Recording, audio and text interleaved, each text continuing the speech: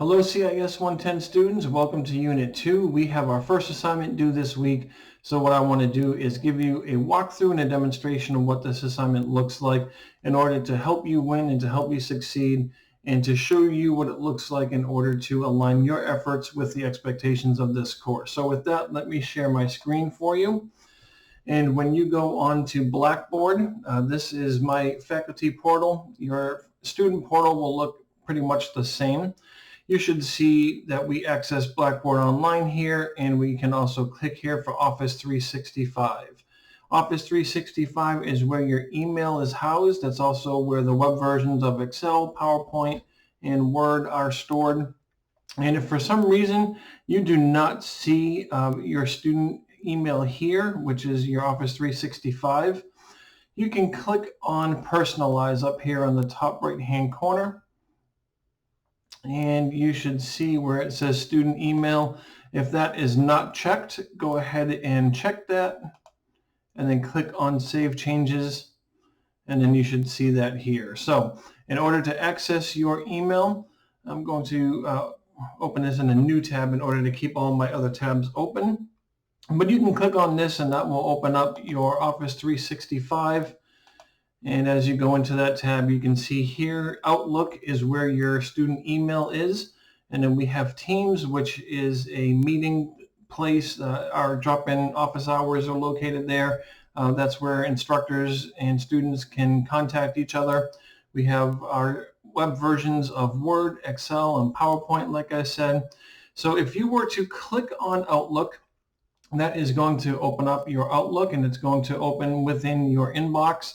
I already have my Outlook open, and I have it open to my drafts folder, so that way everything that's within my inbox is private. And I want to show you how to open up a new email. And you do that just by clicking on New Mail. So what actually goes into the email that we're about to write? Let me show you. When you go into your course, and we are going to open up, we are in term 5 right now, so I'm going to open up CIS110 term 5, and our assignments are all located within the unit pages. So right now we are in unit 2, so from the course I'm going to click on unit 2 here. That will open up my unit 2 page, and then I can see here towards the bottom I have my unit 2 assignment, netiquette, and email. And this gives me a little bit of information about this assignment, but the real meat and potatoes of this assignment is within this document here. So you have to open up this attached file called CIS110 Unit 2 Assignment. When you open that up, we can see a set of assignment instructions. And on our last page, this is a grading rubric, and this tells you exactly how all of your work is translated into points. So we don't actually just pick points out of the air and say you did a good job or you didn't do a good job. We're actually looking at what all the criteria are that are established for us to grade by, and then how you did within all the tiers for that criteria. The most important thing that I can say for this particular assignment is that you have to send it from your student email account, because that comprises 50 points out of 100. So that is worth 50% of your grade. So as you are working on this assignment, make sure that you are looking at both the instructions here and that you're also looking at the grading rubric so that you can make sure that you are aligning with the highest tiers. One of the things that I do want to point out is that in the signature criteria here, in order to get the highest tier, it says that both first and last names are used. That's one of the most common things that I see, is that only the first name is used. That's appropriate for the discussion board, but for this particular assignment, first and last name are supposed to be used for that. So we will get into that as well as we go through this assignment. And we can see that our instructions are right here. And it is telling you for step number 1 to include the following in your email. The subject line should come right from here, and you can actually copy and paste that. If I highlight that, I'm just going to press Control-C for mine. You can also do a right click and copy it that way. And I'm going to copy that, and then I'm going to go into my email, and in the subject line, I'm going to just paste that. So email netiquette assignment is the exact verbiage that is required for this. Another thing that I do want to point out is that it is important to send your email to the right email address. And the strategy that I recommend for you is to go into your section called Meet Your Instructor and click on that and copy and paste your instructor's email address from your Meet the Instructor section to the to part of your email. So I'm going to paste that, and we can see right here that it is being sent to me, which is Elton Dean, ldean@post.edu. From here, we can go back to our assignment instructions, and it is asking for a salutation and a greeting followed by the name of your instructor. One of the things that I recommend is referring to your instructor within an email the way that you would refer to him or her or they within your class. And you do that by saying, in this case, Dear Professor Dean. You don't have to use that exact verbiage, but you can use something like, hello, Professor Dean, hello, Mr. Dean, hello, Dr. So-and-so if your instructor is a doctor. But we just want to use something that is appropriate with a greeting and identifying your instructor by their name. From here, we want to go into the body of the email, and we want to briefly say why you are sending this email. So one of the common things that I see is that I'm sending you the email to send you 5 skills that I have.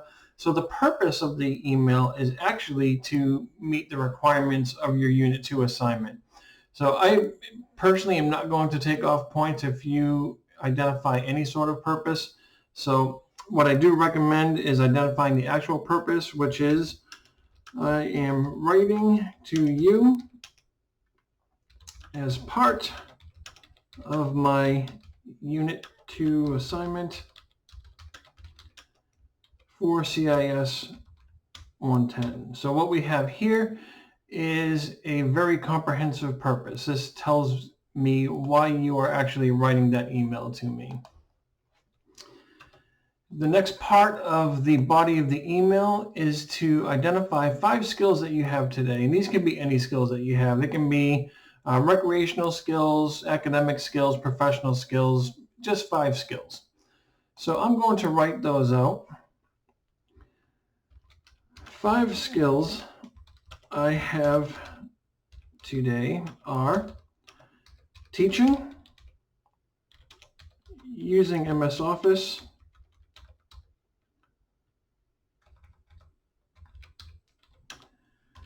creative writing.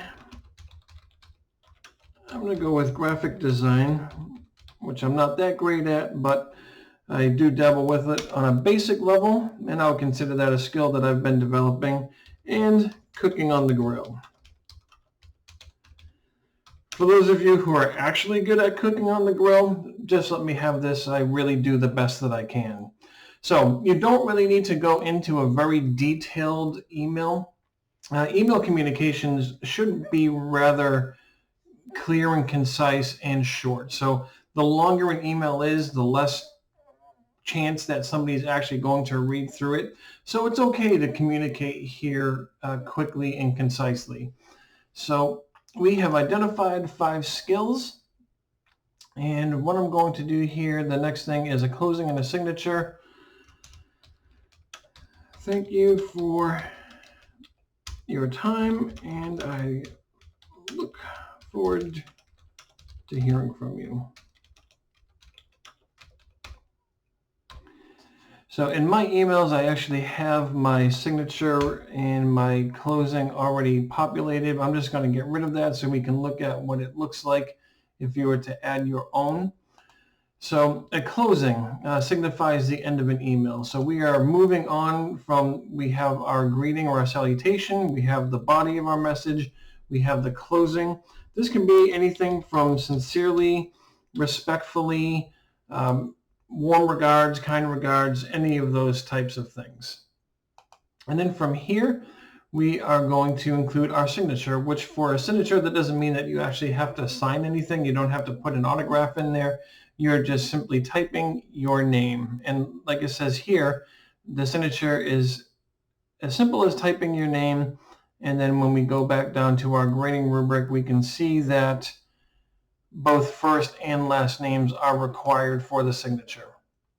So I'm going to press enter and write Elton Dean. And then from here, before I close this out, I'm going to go back into my instructions. I see that I have met all of those. I want to look at the other requirements, which says to use your post email account. And then when you finish sending the email, go back into the assignment in Blackboard and click on the submission link, because we have to annotate it as complete.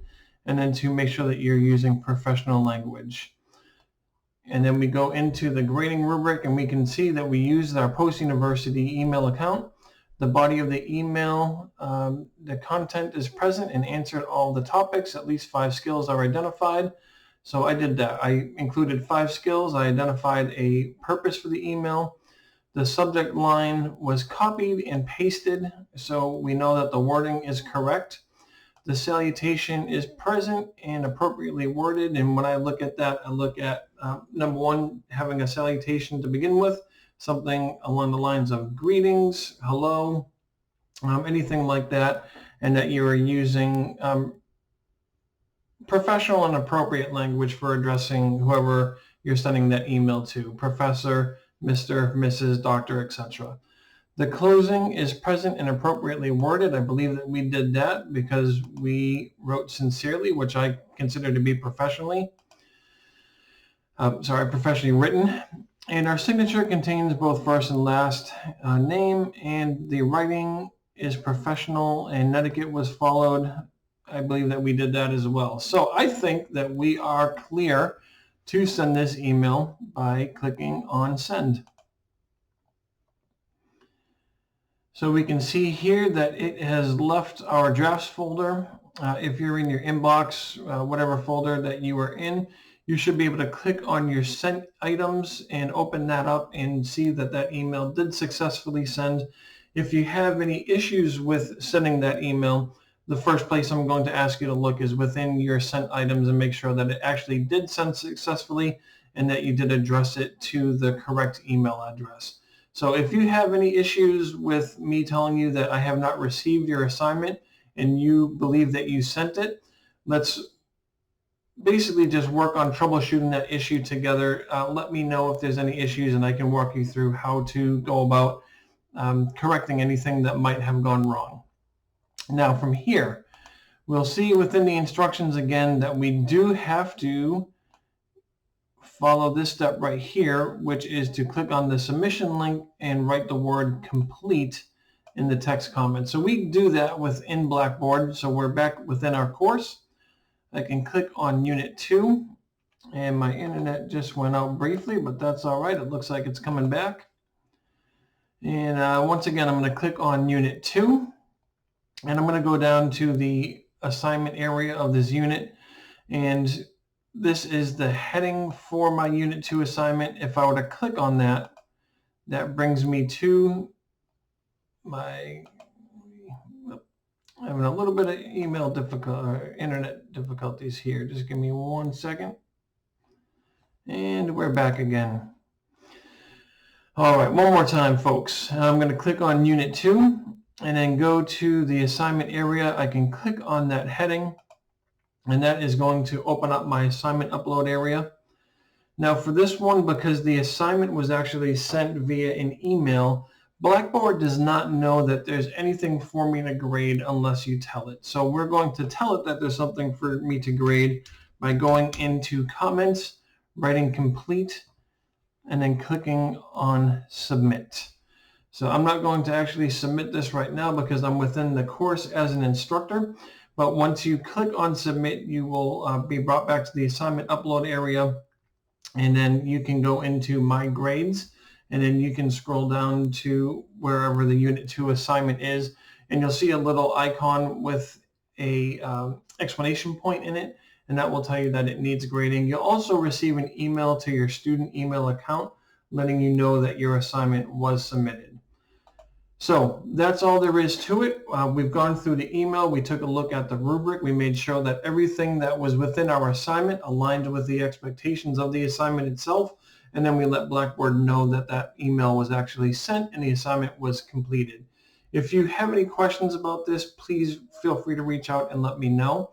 I am more than happy to meet with you if you need to go over any of the expectations, if you need help accessing your email, if you need help understanding the expectations of the assignment.